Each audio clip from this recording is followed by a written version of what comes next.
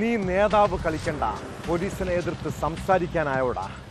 നിന്റെ രാഷ്ട്രീയ പ്രവർത്തനവും ശാന്തിപ്പണിയും എല്ലാം അവസാനിപ്പിച്ചു തരും. തൃശൂർ കുന്നംകുളത്തെ യൂത്ത് കോൺഗ്രസ് നേതാവ് സുജിത്തിന് നേരെ പോലീസിന്റെ ആക്രോശം ഇങ്ങനെയായിരുന്നു. CCTV ദൃശ്യങ്ങളിൽ കണ്ടതിനേക്കാൾ ഭയാനകമായിരുന്നു പോലീസിന്റെ പേർവാഴ്ച. യുവാവിനെ നിലത്തിരുത്തി കാലിനടിയിൽ ലാത്തി കൊണ്ടടിച്ചു. ഇങ്ങനെ കാലിനടിയിൽ മാത്രം 45 തവണ അടിയേറ്റു. പിന്നീട് നിവർന്ന് ചാടാൻ പറഞ്ഞു. ക്രൂരമായ മർദ്ദനത്തിൽ തളർന്നൊരു യുവാവ് ഒരൽപ്പം വെള്ളം കുടിക്കാൻ ചോദിച്ചിട്ട് പോലും നൽകിയില്ല. ചെവിടത്തിനേറ്റ അടിയിൽ കർണപുടം തകർന്നു. ശരീരത്തിനേറ്റ മർദ്ദനത്തെക്കാൾ സങ്കടകരമാണ് കഴിഞ്ഞ 2.5 വർഷത്തോളം സുജിത്ത് അനുഭവിച്ച പീഡനം. ഭീഷണികളെയും സമ്മർദ്ദത്തെയും 20 ലക്ഷം രൂപ നൽകാമെന്നുള്ള പോലീസിന്റെ വാഗ്ദാനത്തെയും അതിജീവിച്ചാണ് സുജിത്ത് പോരാട്ടം നടത്തിയത്. യുവാവിനെ മർദ്ദിച്ച കേസിൽ സംസ്ഥാന വ്യാപകമായി പ്രതിഷേധം അലയടിക്കുമ്പോൾ പോലീസുകാർക്കെതിരെ എന്ത് നടപടി ഉണ്ടാകും? വിശദമായി പരിശോധിക്കുകയാണ് പോലീസ് പെട്രോൾ. സ്വാഗതം.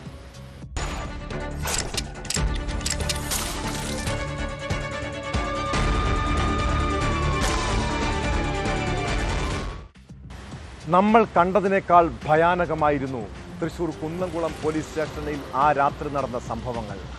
പോലീസിന്റെ ആദ്യത്തെ അടിയിൽ തന്നെ സുജിത്തിന്റെ ബോധം പോയി. വാഹനത്തിനകത്ത് കയറ്റുമ്പോൾ ഷർട്ട് വലിച്ചു കീറി. പിന്നീട് ഉടുതുണി പോലും ഇല്ലാതെ തല്ലിച്ചതച്ചു.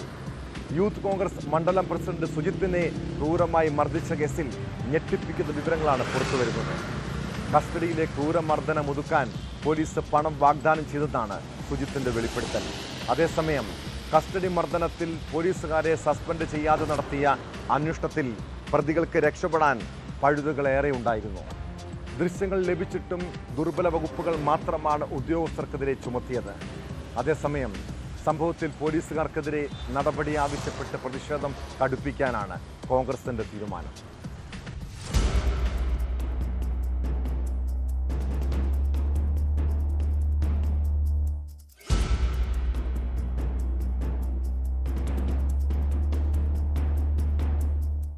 യൂത്ത് കോൺഗ്രസ് ചൊവ്വന്നൂർ മണ്ഡലം പ്രസിഡന്റ് VS സുജിത്തിനെ കുന്നംകുളം പോലീസ് സ്റ്റേഷനിൽ വെച്ച് ക്രൂരമർദ്ദനത്തിരയാക്കിയ സംഭവത്തിൽ പ്രതികളായ പോലീസുകാർക്ക് രക്ഷപ്പെടാൻ പഴുതേറെയിട്ടാണ് കേസ് എടുത്തിരിക്കുന്നത്. ലോക്കപ്പ് മർദ്ദന ദൃശ്യങ്ങൾ പുറത്തു വന്നിട്ടും 1 വർഷം തടവ് ലഭിക്കാവുന്ന കുറ്റം മാത്രമാണ് പ്രതികൾക്കെതിരെ ചുമത്തിയത്. കൈകൊണ്ട് അടിച്ചു എന്ന വകുപ്പ് മാത്രമാണ് ചുമത്തിയിട്ടുള്ളത്. 2023 ACP സമർപ്പിച്ച അന്വേഷണ റിപ്പോർട്ടിൽ 3ാം മുറ ശരിവച്ചിരുന്നു. കൊടുത്തത് നല്ല ഇടിയെന്നായിരുന്നു ACPയുടെ റിപ്പോർട്ട്. എന്നാൽ പ്രതികളെ രക്ഷിക്കാൻ വകുപ്പിൽ നിന്ന് തന്നെ ശ്രമമുണ്ടായെന്നാണ് ആരോപണം. 2 വർഷത്തെ നിയമ പോരാട്ടത്തിന് ശേഷം വിവരാവകാശ കമ്മീഷന്റെ ഉത്തരവ് പ്രകാരമാണ് മർദ്ദനത്തിന്റെ CCTV ദൃശ്യങ്ങൾ പുറത്തു വന്നത്.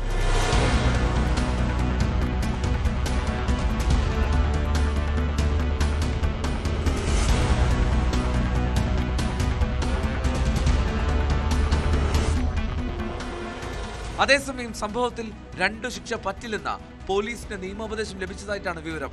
4 പോലീസുകാരുടെയും പ്രമോഷൻ 3 വർഷത്തേക്ക് തടഞ്ഞിരുന്നു. ഇൻക്രിമെന്റ് 2 വർഷത്തേക്ക് തടഞ്ഞു. അതുകൊണ്ട് തന്നെ ഇനിയൊരു വകുപ്പ് തല നടപടി സാധ്യമല്ലെന്നാണ് ഒരു വിഭാഗം പറയുന്നത്. എന്നാൽ കുറ്റക്കാർക്കെതിരെ കടുത്ത നടപടി വേണമെന്ന നിലപാടിലാണ് സംസ്ഥാന പോലീസ് മേധാവി റവാഡ ചന്ദ്രശേഖർ. മർദ്ദനത്തിന്റെ ഭാഗമായ മുഴുവൻ പേരെയും ക്രമസമാധാന ചുമതലയിൽ നിന്ന് മാറ്റിയേക്കും. തുടർ നടപടിയുടെ നിയമസാധുത പരിശോധിക്കാൻ DGP ഉത്തരമേഖല IGക്ക് നിർദ്ദേശം നൽകിയിരുന്നു. കസ്റ്റഡിയിലെ ക്രൂരമർദ്ദനം ഒതുക്കാൻ പിന്നീട് പോലീസ് പണം വാഗ്ദാനം ചെയ്തു എന്നാണ് പരാതിക്കാരനായ സുജിത്തിന്റെ വെളിപ്പെടുത്തൽ. പണം വാഗ്ദാനം ചെയ്തപ്പോൾ നിയമവഴിയിൽ കാണാമെന്ന് പറഞ്ഞതോടെ ഉദ്യോഗസ്ഥർ പിന്തിരിയുകയായിരുന്നു. വാഗ്ദാനങ്ങൾ തുടക്കത്തിലെ ഉണ്ടായിരുന്നു. സെറ്റിൽമെന്റിന് തയ്യാറാണെങ്കിൽ നമ്മൾ പറയുന്ന ഡിമാൻഡ് അനുസരിച്ചിട്ട് ഒരു സെറ്റിൽമെന്റ് എനിക്ക് അവിടെ മുന്നേയും ഇതുപോലെ സ്റ്റേഷനിൽ ഒരു പ്രവർത്തകനെ അതുപോലെ മർദ്ദനം ഉണ്ടായിട്ടുണ്ട്. അത് സെറ്റിൽമെന്റ് അന്നത്തെ ഒരു CI ആയിരുന്ന ഉദ്യോഗസ്ഥൻ അത് തീർപ്പാക്കിയതാണ്. വാഗ്ദാനം ചെയ്തത് അന്നത്തെ സെറ്റിൽമെന്റ് ഉണ്ടായിരുന്നത് 10 ലക്ഷം രൂപയായിരുന്നു. അതിന്റെ ഇരട്ടിയിലാണ് നമ്മളെടുത്ത് പറഞ്ഞത്. അല്ലെങ്കിൽ നമ്മൾ പറയുന്ന രീതിയിലുള്ള ഒരു ഫണ്ട് പറയുകയാണെങ്കിൽ അത് അഡ്ജസ്റ്റ് അതിന്റെ സെറ്റിൽമെന്റ് അവർ തയ്യാറാവുന്ന പറഞ്ഞിട്ടുണ്ടായിരുന്നത്. അത് നമ്മൾ തയ്യാറായില്ല. മർദ്ദനത്തിന് നേതൃത്വം നൽകിയ SI നുഹ്മാന്റെ മലപ്പുറത്തെ വീട്ടിലേക്ക് യൂത്ത് കോൺഗ്രസ് പ്രവർത്തകർ മാർച്ച് നടത്തി. പോലീസും പ്രവർത്തകരും തമ്മിൽ ഉന്തും തള്ളുമുണ്ടായി. ലാത്തി വീശിയാണ് പോലീസ് പ്രവർത്തകരെ പിന്തിരിപ്പിച്ചത്.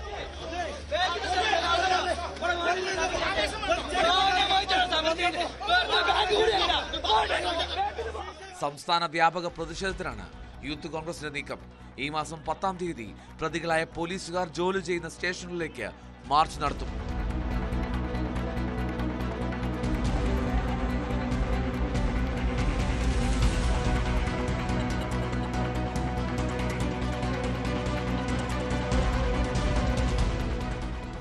ന്യൂസ് 18 തൃശൂർ.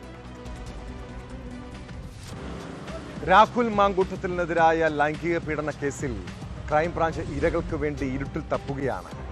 ഗർഭചിത്രത്തിന് നിർബന്ധിച്ചുവെന്ന് പറയുന്ന യുവതികളെക്കുറിച്ച് അന്വേഷണ സംഘത്തിന് യാതൊരു വിവരവും ലഭിച്ചിട്ടില്ല.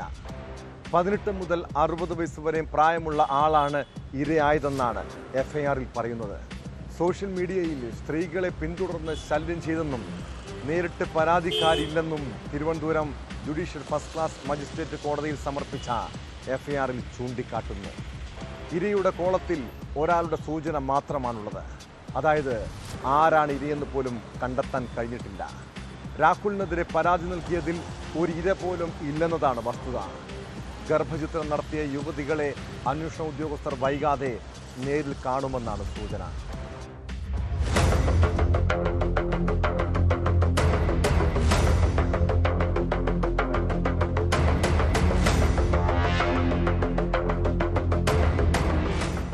പാലക്കാട് എം.എൽ.എ. രാഹുൽ മാങ്കൂട്ടത്തിനെതിരെ ക്രൈംബ്രാഞ്ച് സ്വമേധയാ രജിസ്റ്റർ ചെയ്ത കേസിന്റെ എഫ്ഐആർ വിവരങ്ങളാണ് ഇപ്പോൾ പുറത്തു വന്നിരിക്കുന്നത്. നേരിട്ട് പരാതിക്കാരില്ലാത്ത കേസാണ്. 5 പേരുടെ പരാതികളിലാണ്. പക്ഷേ ഈ നേരിട്ട് പരാതിക്കാരെന്ന് പറഞ്ഞാൽ ഇരകളുടെ പരാതി ലഭിച്ചിട്ടില്ല. പക്ഷേ 5 പേരുടെ പരാതികളുണ്ട്. 5 പേരെ 3-ാം കക്ഷികളാക്കിക്കൊണ്ടാണ് ഈ എഫ്ഐആർ ഇട്ടിരിക്കുന്നത്. ഭാരതീയ ന്യായ സംഹിത 78(2), 351, പോലീസ് ആക്ട് 120 എന്നിവയുടെ അടിസ്ഥാനത്തിലാണ് ഈ കേസ് രജിസ്റ്റർ ചെയ്തിരിക്കുന്നത്. ഈ എഫ്ഐആർ കഴിഞ്ഞ ദിവസം കോടതിയിൽ ക്രൈംബ്രാഞ്ച് സമർപ്പിച്ചു. സ്ത്രീകളെ സാമൂഹ്യ മാധ്യമങ്ങളിൽ പിന്തുടർന്ന് ശല്യം ചെയ്തു എന്നാണ് പ്രധാനപ്പെട്ട ആരോപണം. ഗർഭചിത്രത്തിന് നിർബന്ധിച്ച് സന്ദേശമയച്ചു, ഫോണിൽ സ്ത്രീകളെ ഭീഷണിപ്പെടുത്തിയെന്നും എഫ്ഐആർ പറയുന്നു. ഈ എഫ്ഐആറിന്റെ അടിസ്ഥാനത്തിലാണ് ഇപ്പോൾ ക്രൈംബ്രാഞ്ചിന്റെ പ്രത്യേക സംഘം കേസ് അന്വേഷിക്കുന്നത്. ഇതിൽ ഇരകളുടെ അടക്കം മൊഴിയെടുക്കാനുള്ള ശ്രമങ്ങളുണ്ട്. കഴിഞ്ഞ ദിവസം ഈ അന്വേഷണ സംഘം യോഗം ചേർന്ന് ഏതൊക്കെ രീതിയിലാണ് അന്വേഷണം മുന്നോട്ട് കൊണ്ടുപോകേണ്ടെന്ന കാര്യത്തിൽ ഏകദേശം ധാരണയായിരുന്നു. കഴിഞ്ഞ ദിവസം ഒരു പരാതിക്കാരന് കൂടി ക്രൈംബ്രാഞ്ച് മൊഴി രേഖപ്പെടുത്തുകയും ചെയ്തു. പരസ്യ വെളിപ്പെടുത്തൽ നടത്തിയ യുവതികളിൽ ഒരാൾ വ്യക്തിപരമായ ചില പ്രശ്നങ്ങൾ കാരണം പരാതിയുമായി മുന്നോട്ട് പോകാൻ നിയമ നടപടിയുമായി രാഹുൽ മാങ്കൂട്ടത്തിനെതിരെ ആരോപണം ഉന്നയിച്ചു എന്ന വസ്തുതയാണ്. പക്ഷേ നിയമ നടപടിയുമായി മുന്നോട്ട് പോകാൻ തനിക്ക് താല്പര്യമില്ല എന്ന് അന്വേഷണ സംഘത്തെ അറിയിച്ചിട്ടുണ്ട്.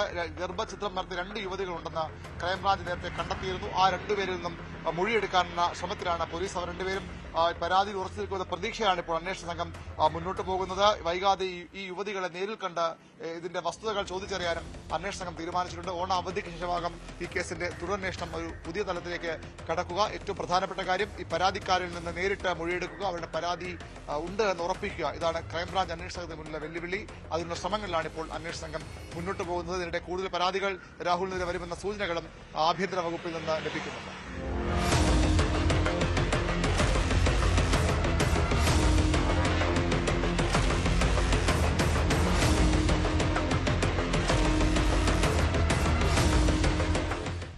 ഷാർജയിലെ ഫ്ളാറ്റിൽ ദുരൂഹ സാഹചര്യത്തിൽ തൂങ്ങി മരിച്ച നിലയിൽ കണ്ടെത്തിയ കൊല്ലം തേവലക്കര സ്വദേശിനി അതുല്യയ്ക്ക് എന്തായിരിക്കും സംഭവിച്ചത്? യുവതിയെ ഭർത്താവ് മർദ്ദിച്ച് കൊലപ്പെടുത്തിയതാണോ? ശരീരത്തിൽ 46 മുറിവുകൾ ഉണ്ടായിരുന്നെന്ന പോസ്റ്റ്മോർട്ടം റിപ്പോർട്ടിലെ കണ്ടെത്തൽ ദുരൂഹത വർദ്ധിപ്പിക്കുന്നുണ്ട്. മുറിവുകളിൽ പലതും മരിക്കുന്നതിന് മണിക്കൂറുകൾക്ക് മുൻപുള്ളതാണ്. 2 ആഴ്ച പഴക്കമുള്ള മുറിവുകളുള്ളതായും റിപ്പോർട്ട് വ്യക്തമാക്കുന്നു. 10 വർഷം പീഡനം സഹിച്ചെന്ന് അതുല്യ പറയുന്നതും കൊലപ്പെടുത്തുമെന്ന് സതീഷ് ഭീഷണി മുഴക്കുന്നതുമായ ദൃശ്യങ്ങൾ കേസിൽ നിർണായകമാണ്.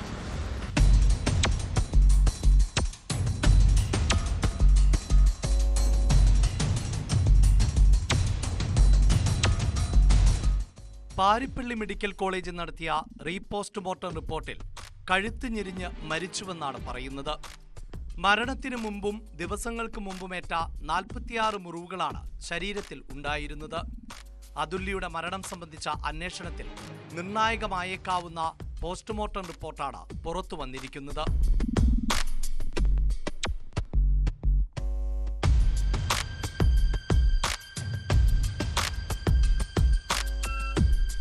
റിപ്പോർട്ടിലെ പരാമർശങ്ങൾ മരണം കൊലപാതകമാണ് എന്ന കുടുംബത്തിന്റെ ആരോപണം ബലപ്പെടുത്തുന്നതാണ്. ഇതിനു പുറമെ അതുല്യയെ ഭർത്താവ് സതീഷ് ക്രൂരമായി മർദ്ദിക്കുന്ന ദൃശ്യങ്ങളും പുറത്തു വന്നിരുന്നു. പോസ്റ്റ്മോർട്ടം റിപ്പോർട്ടിന്റെയും ദൃശ്യങ്ങളുടെയും അടിസ്ഥാനത്തിൽ സതീഷിന്റെ മുൻകൂർ ജാമ്യം റദ്ദാക്കി ചോദ്യം ചെയ്യലിന് കസ്റ്റഡിയിൽ നൽകണമെന്ന അന്വേഷണ സംഘത്തിന്റെ അപേക്ഷ കോടതി ഈ മാസം 8-ന് പരിഗണിക്കും.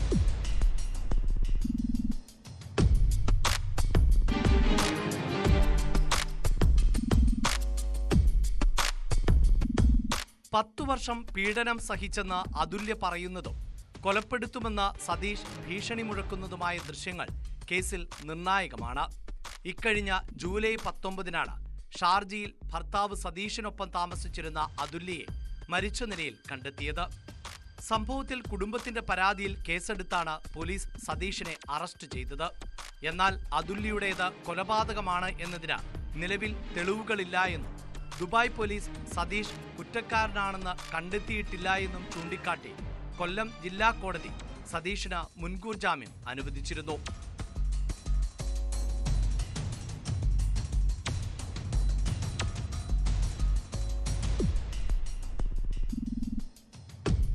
ന്യൂസ് 18 കൊല്ലം. ആദ്യം കുട്ടിയെ കാണാനില്ലെന്ന പരാതി, തുടർന്ന് നടത്തിയ പരിശോധനയിൽ 2.5 വയസ്സുകാരിയുടെ മൃതദേഹം വീടിന് സമീപത്തെ കിണറ്റിൽ നിന്ന് കണ്ടെത്തുന്നു. സംഭവം നടന്ന് 4 മാസം കഴിഞ്ഞിട്ടും തിരുവനന്തപുരം ബാലരാമപുരത്തെ നാട്ടുകാർക്ക് ഇപ്പോഴും ആ നടുക്കം വിട്ടുമാറിയിട്ടില്ല. തുടക്കം മുതൽ സംശയങ്ങൾ ജനിപ്പിച്ച കേസിൽ കുട്ടിയുടെ അമ്മാവനിലേക്കാണ് ആദ്യം അന്വേഷണം എത്തിയത്. പിന്നീട് അമ്മ ശ്രീധുവിൻ്റെ പങ്കും പുറത്തു വന്നു. 2 വയസ്സുകാരിയെ കിണറ്റിലെറിഞ്ഞ് കൊന്ന കേസിൽ മാതാവ് ശ്രീധു, അമ്മാവൻ ഹരികുമാർ എന്നിവരെ പ്രതി ചേർത്ത് കുറ്റപത്രം തയ്യാറായി. കുഞ്ഞിനെ കൊല്ലാൻ അമ്മ കൂട്ടുനിന്നെന്ന് കുറ്റപത്രത്തിൽ പറയുന്നു. ഈ മാസം 15-നകം ബാലരാമപുരം പോലീസ് കുറ്റപത്രം കോടതിയിൽ സമർപ്പിക്കും.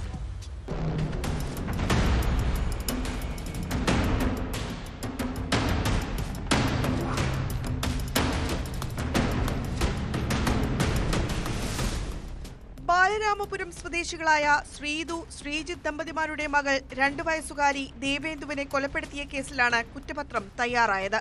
കൊലപാതകം നടന്ന് 4 മാസങ്ങൾക്ക് ശേഷമാണ് പോലീസ് കുറ്റപത്രം സമർപ്പിക്കുന്നത്. ആദ്യം കുട്ടിയെ കാണാനില്ലെന്നാണ് പരാതി ഉയർന്നത്.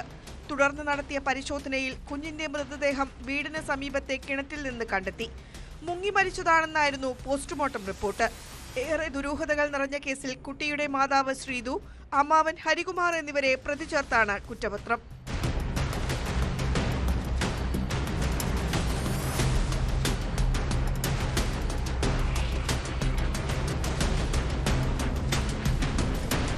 പോലീസ് നടത്തിയ ചോദ്യം ചെയ്യലിൽ അമ്മാവൻ ഹരികുമാർ കുറ്റം സമ്മതിച്ചിരുന്നു. കുഞ്ഞിനെ കിണറ്റിൽ എറിഞ്ഞുകൊന്നതാണെന്നാണ് ഇയാൾ പോലീസിനോട് പറഞ്ഞത്. കൊലപാതകത്തിന് അമ്മ ശ്രീധു കൂട്ടുനിന്നെന്ന് കുറ്റപത്രത്തിൽ പറയുന്നു. ഈ മാസം 15-നകം ബാലരാമപുരം പോലീസ് കോടതിയിൽ കുറ്റപത്രം സമർപ്പിക്കും.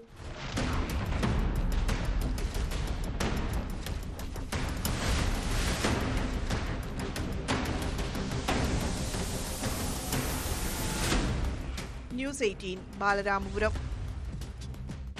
കാക്കിയിട്ട ക്രിമിനലുകളെ പരസ്യമായി എതിർക്കുമ്പോഴും തൊഴിലെടുത്ത് ചൂഷണം നേരിടുന്ന പോലീസുകാരെ കുറിച്ച് നമ്മൾ അറിയണം. വലിയ മാനസിക സംഘർഷങ്ങളിലൂടെയാണ് കേരളത്തിലെ പല പോലീസ് ഉദ്യോഗസ്ഥരും കടന്നു പോകുന്നത്. ജോലി സമ്മർദ്ദവും മേലുദ്യോഗസ്ഥരുടെ തൊഴിൽ ചൂഷണവും പോലീസുകാരെ പോലും ആത്മഹത്യക്ക് പ്രേരിപ്പിക്കുന്നുണ്ട്. പാലക്കാട് പട്ടാമ്പി സ്റ്റേഷനിലെ സിവിൽ പോലീസ് ഓഫീസറെ ദുരൂഹ സാഹചര്യത്തിൽ മരിച്ച നിലയിൽ കണ്ടെത്തിയ സംഭവത്തിൻ്റെ കാരണം വ്യക്തമല്ല. പാലക്കാട് കൊടുന്തിരിപ്പള്ളി സ്വദേശി അർജുനാണ് മരിച്ചത്. ഷൊർണൂരിൽ കടത്തിണ്ണയിലാണ് അർജുനെ രാവിലെ മരിച്ച നിലയിൽ കണ്ടെത്തിയത്. സംഭവത്തിൽ പോലീസ് അസ്വാഭാവിക മരണത്തിന് കേസെടുത്ത് അന്വേഷണം ആരംഭിച്ചിട്ടുണ്ട്.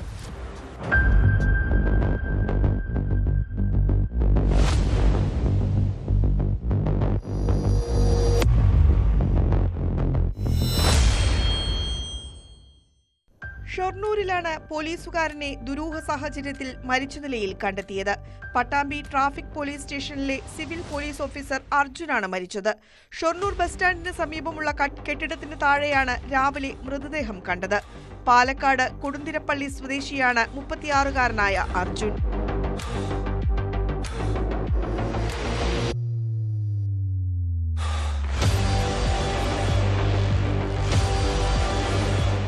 ഷൊർണൂർ പോലീസ് ക്വാർട്ടേഴ്സിലാണ് ഇയാൾ താമസിക്കുന്നത്. സംഭവത്തെ തുടർന്ന് ഉന്നത പോലീസ് ഉദ്യോഗസ്ഥർ സ്ഥലത്തെത്തി. ഫോറൻസിക് സംഘവും സ്ഥലത്ത് പരിശോധന നടത്തി. മരണകാരണം വ്യക്തമല്ല. പോസ്റ്റ്മോർട്ടത്തിലെ ഇക്കാര്യം വ്യക്തമാകൂവെന്ന് പോലീസ് പറഞ്ഞു.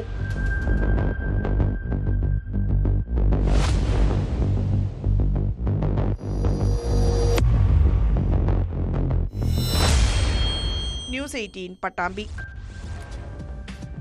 കാസർഗോഡ് അമ്പലത്തറയിലെ കൂട്ടാത്മഹത്യ ഒരു നാടിനെ മുഴുവൻ ആശങ്കപ്പെടുത്തുന്നതാണ്. നാട്ടുകാരുമായി നല്ല ബന്ധം പുലർത്തിയിരുന്ന ഗോപിയും ഭാര്യയും മക്കളും ആത്മഹത്യ ചെയ്തതിൽ എന്തെങ്കിലും ദുരൂഹതയുണ്ടോ? ചെറിയ സാമ്പത്തിക പ്രശ്നത്തെ തുടർന്നാണ് കുടുംബം കൂട്ടത്തോടെ ജീവനൊടുക്കിയതെന്നാണ് പോലീസിന്റെ പ്രാഥമിക നിഗമനം. അതിനിടെ കഴിഞ്ഞ ദിവസം ആത്മഹത്യക്ക് ശ്രമിച്ച് ചികിത്സയിലായിരുന്ന 4ാമത്തെ ആളും മരണത്തിന് കീഴടങ്ങി. അമ്പലത്തറ സ്വദേശി ഗോപിയുടെ മകൻ രാകേഷ് പരിയാരം മെഡിക്കൽ കോളേജിൽ ചികിത്സയിലിരിക്കെയാണ് മരിച്ചത്. ഗോപി, ഭാര്യ ഇന്ദിര, മകൻ രഞ്ജേഷ് എന്നിവർ സംഭവ ദിവസം തന്നെ മരിച്ചിരുന്നു.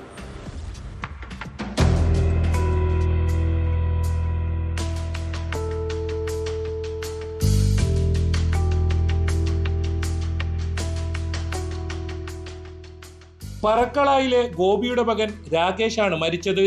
Pariyaram Kannur government medical college ആശുപത്രിയിൽ ചികിത്സയിലായിരുന്നു ഇയാൾ. രാകേഷിന്റെ മാതാപിതാക്കളും സഹോദരനും കഴിഞ്ഞ വ്യാഴാഴ്ച പുലർച്ചെ ആത്മഹത്യ ചെയ്തിരുന്നു. കർഷകനായ ഗോപി, ഭാര്യ ഇന്ദിര, മകൻ രഞ്ജേഷ് എന്നിവരെയാണ് ആസിഡ് കഴിച്ച് മരിച്ച നിലയിൽ വീടിനകത്ത് കണ്ടെത്തിയത്. അവശ നിലയിലാണെന്നും ആശുപത്രിയിൽ എത്തിക്കണമെന്നും പുലർച്ചെ 3-ന് ഗോപിയുടെ സഹോദരന്റെ ഭാര്യയ്ക്ക് വന്ന ഫോൺ കോളിനെ തുടർന്നാണ് വിവരം പുറത്തറിയുന്നത്. തുടർന്ന് ബന്ധുക്കളും നാട്ടുകാരും വീട്ടിലെത്തിയപ്പോൾ 3 പേരും മരിച്ചു കിടക്കുന്നതാണ് കണ്ടത്. ഗുരുതരാവസ്ഥയിൽ കണ്ടെത്തിയ രാകേഷിനെ ആശുപത്രിയിൽ പ്രവേശിപ്പിക്കുകയായിരുന്നു.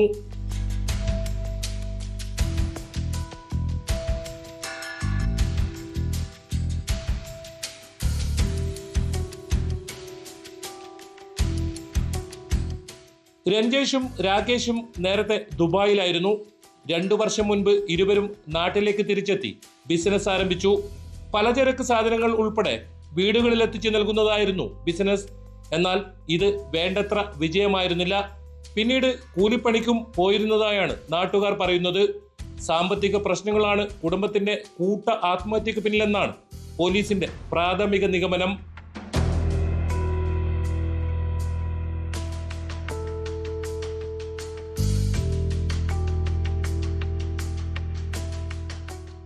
ന്യൂസ് 18 കാസർഗോഡ്. തമിഴ്നാട്ടിൽ നിന്നുള്ള നടുക്കമുണ്ടാക്കുന്ന ഒരു വാർത്തയിലേക്കാണിത്. നാഗർകോവിലിൽ അമ്മയെ കാണാതായി 1 മാസത്തിനുള്ളിൽ 5 വയസ്സുകാരനെ ദുരൂഹ സാഹചര്യത്തിൽ മരിച്ച നിലയിൽ കണ്ടെത്തി.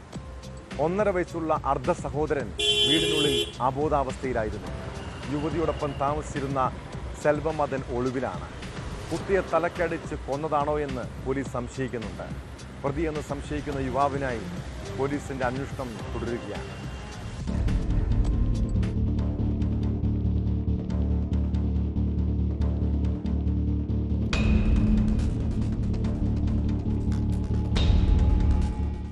അഞ്ചു ഗ്രാമത്തിന് സമീപം പൂട്ടിക്കിടന്ന വീട്ടിനുള്ളിലാണ് 5 വയസ്സുകാരനെ തലയ്ക്ക് പരിക്കേറ്റ മരിച്ച നിലയിലും 1.5 വയസ്സുള്ള അർദ്ധ സഹോദരനെ സമീപത്ത് അബോധാവസ്ഥയിലും കണ്ടെത്തിയത്.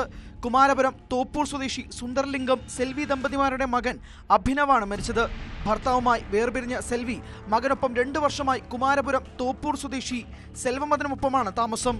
ഈ ബന്ധത്തിൽ ജനിച്ച 1.5 വയസ്സുകാരനാണ് അബോധാവസ്ഥയിലുള്ളത്.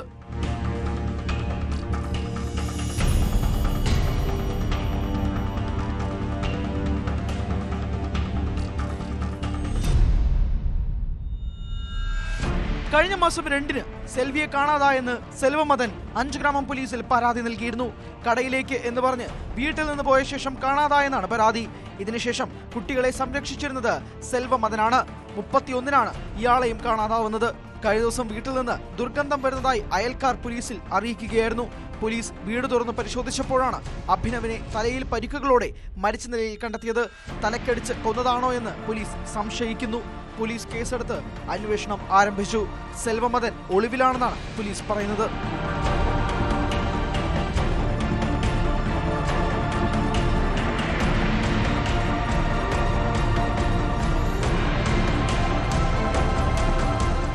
ന്യൂസ് 18 നാഗർകോവിൽ. കൊച്ചിയിലെ വിദേശ വിദ്യാഭ്യാസ തൊഴിൽ സ്ഥാപനത്തിൽ നിന്ന് കോടികൾ തട്ടിയെടുത്ത കേസിൽ പുറത്തുവരുന്നത് ഞെട്ടിപ്പിക്കുന്ന വിവരങ്ങൾ. മുൻ ഫിനാൻസ് ഓഫീസറായ സുജിത്ത് 2018 മുതൽ തട്ടിപ്പ് നടത്തിയെന്നാണ് പോലീസ് കണ്ടെത്തൽ. ഇതിന് കമ്പനിയിലെ ചില ഉദ്യോഗസ്ഥരും അസോസിയേറ്റുകളും കൂട്ടുനിന്നു. കേസുമായി ബന്ധപ്പെട്ട് സുജിത്തിന്റെ കൂട്ടുപ്രതികളെയും കൂട്ടാനാണ് പോലീസ് നീക്കം. സംഭവത്തിന് ശേഷം ഒളിവിൽ പോയ പ്രതികളെ കണ്ടെത്താൻ അന്വേഷണം ഊർജിതമാണ്. എംപയർ ഓവർസീസ് എഡ്യൂക്കേഷൻ എന്ന സ്ഥാപനത്തിന്റെ 3.5 കോടി രൂപ തട്ടിയെടുത്ത കേസിലാണ് നടപടി.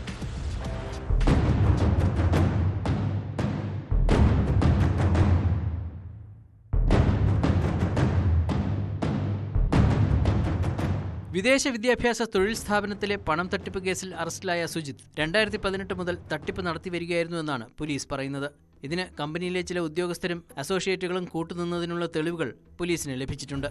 രേഖകളിൽ കൃത്രിമം കാണിച്ച് കമ്പനിക്ക് വരുമാനമില്ലെന്ന് കാട്ടിയായിരുന്നു തട്ടിപ്പ്. ഓഡിറ്റ് റിപ്പോർട്ടുകളും ബാങ്ക് ഇടപാടുകളും കേന്ദ്രീകരിച്ച് അന്വേഷണം പുരോഗമിക്കുകയാണ്. അന്വേഷണം ആരംഭിച്ചപ്പോൾ തന്നെ കമ്പനിയിലെ ചില ഉദ്യോഗസ്ഥർ രാജിവെച്ചിരുന്നു. ഇതിനെ തുടർന്ന് ഇവരുടെ ബാങ്ക് ഡീറ്റെയിൽസും പോലീസ് ശേഖരിച്ചു. കമ്പനിയുമായി സഹകരിച്ചിരുന്നവരും തട്ടിപ്പിന് കൂട്ടുനിന്നതായി തെളിഞ്ഞിട്ടുണ്ട്.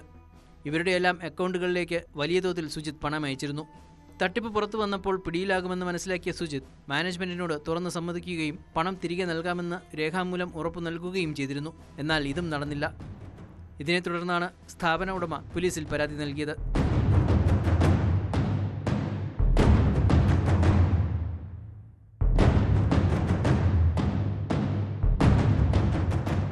നിലവിൽ സുജിത്ത് ഉൾപ്പെടെ 13 പ്രതികളാണ് കേസിലുള്ളത്. പ്രതികളിൽ ചിലർ അടുത്തിടെ കമ്പനിയുടെ ഉടമസ്ഥതയിലുള്ള ഫ്ളാറ്റിൽ അതിക്രമിച്ചു കയറി രേഖകൾ കവർച്ച ചെയ്യാൻ ശ്രമിച്ചു. കേസിൽ കൂടുതൽ അറസ്റ്റ് ഉണ്ടാകുമെന്ന് എറണാകുളം സൗത്ത് പോലീസ് വ്യക്തമാക്കി. കോടതിയിൽ ഹാജരാക്കിയ പ്രതിയെ റിമാൻഡ് ചെയ്തു. സുജിത്തിന് പുറമെ ഇയാളുടെ സുഹൃത്തും പ്രതികളുമായ കിഷോർ കുമാർ, പ്രഭിത, ഗോഡ്സൺ ദേവസി, കൊച്ചുസ് ബിജിൻ, റനീഷ് ഗോവിന്ദ്, നിത്വന സുരേഷ്, ശ്രുതി, ഋതു, ഷൈന, വിജയകുമാരി എന്നിവർക്ക് വേണ്ടിയുള്ള തിരച്ചിൽ തുടരുകയാണ്.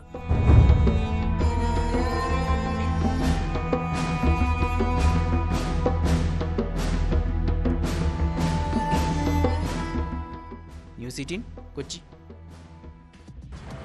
ഓണത്തിന് എന്താ പരിപാടി? പല സുഹൃത്തുക്കളും നമ്മളോട് ഇങ്ങനെ ചോദിക്കാറുണ്ടല്ലേ. പ്രത്യേകിച്ച് യുവാക്കളാണെങ്കിൽ ഓണാഘോഷത്തിൻ്റെ പേരിൽ പലയിടത്തും ഒത്തുകൂടും, ഒന്നിച്ചിരുന്ന് മദ്യപിക്കും. പിന്നീട് മദ്യം തലയ്ക്ക് പിടിച്ചാൽ പിന്നെ കൂട്ടയടിയാണ്. ആക്രമണം കൈവിട്ടു പോയാൽ കൊലപാതകത്തിൽ വരെയും കലാശിക്കാറുണ്ട്. പാലക്കാട് അട്ടപ്പാടിയിൽ മദ്യപാനത്തിനുണ്ടായ തർക്കത്തെ തുടർന്നാണ് യുവാവിനെ സുഹൃത്ത് വെട്ടിക്കൊന്നത്. ആനക്കല്ല് സ്വദേശി മണികണ്ഠനെ സുഹൃത്ത് ഈശ്വരൻ കൊലപ്പെടുത്തിയെന്നാണ് കേസ്. സംഭവത്തിന് ശേഷം കടന്നുകളഞ്ഞ ഈശ്വരന് വേണ്ടി പോലീസ് തിരച്ചിൽ ഊർജിതമാണ്. ഓണം കൂട്ടുകാർക്കും വീട്ടുകാർക്കും ഒപ്പം ഇരുന്ന് സന്തോഷത്തോടെ ആഘോഷിക്കുക. എന്നാൽ ആഘോഷം പരിധി വിട്ടാലുണ്ടാകുന്ന ദുരന്തത്തെക്കുറിച്ച് കൂടി ഓർമ്മ വേണം. ഇതോടെ പോലീസ് പെട്രോൾ പൂർണ്ണമാകുന്നു. നമസ്കാരം.